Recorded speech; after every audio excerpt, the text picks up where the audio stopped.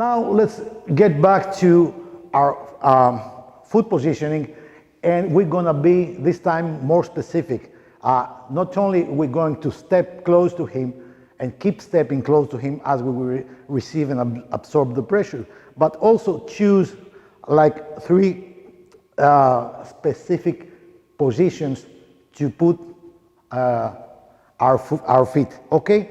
So there are, again, 3 positions. Of course, there are many more.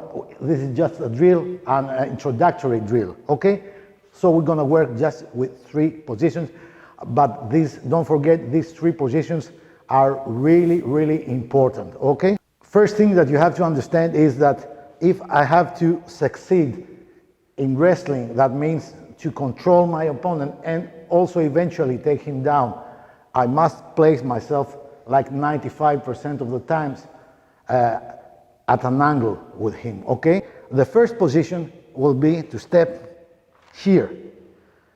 You can call it step towards his side, but I prefer to call it step behind his foot. Sometimes you do step behind his foot, sometimes you just keep here on the side, but the concept is to work with the back of his body mostly. So it's like more about doing something like that. The second position is to step between his feet, all right? Behind, between. Most of the times when you do something like this, you have to lower your body weight. You have to lower your body. So you're gonna step and you're gonna do a little bit of a squat, all right? It will be something like this. Also, it's not here. It's between his legs, between his feet, which means that you have to, let's say, occupy his center of mass, all right? Actually, you're gonna bump him a little bit with your shoulder and make him actually move a little bit, okay? And the third position, which is a more, let's say, varied position, because it can have, it's not that strict in terms of where you put your foot. It's just you create an angle like here, okay? So 1 angle, 2, and 3. Okay, you may step a little bit outside, or you may even step here. Most of the times you have to affect his structure like this, and then probably apply some kind of technique of this type or some other type. Sometimes if you continue turning and you are like a judo sambo player, you may perform a high amplitude throw, like a hip throw or something like that. But again, 3 basic positions. Here, here, or here. So we're gonna start a drill, and it goes like this.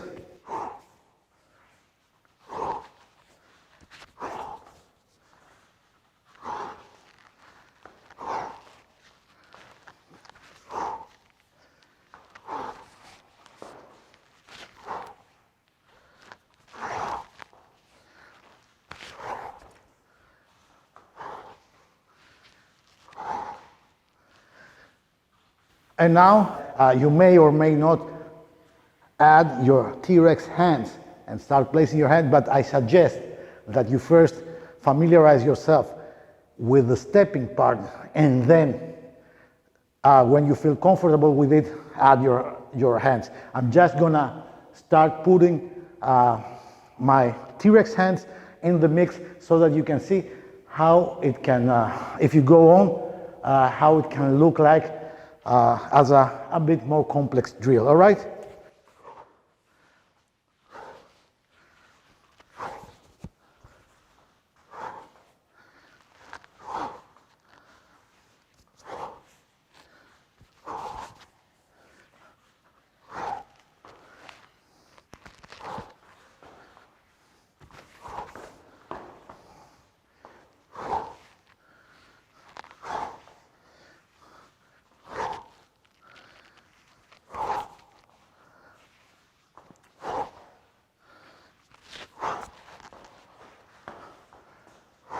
And we can go on, we can move around.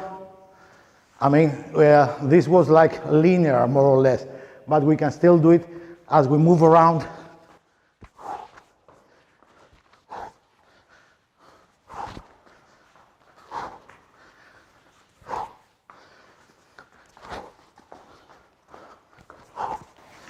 And after a while, you just start putting in techniques, but we're gonna go into this right now. There are some, again, specific techniques that you can add to each position of feet, but we're gonna talk about that later on.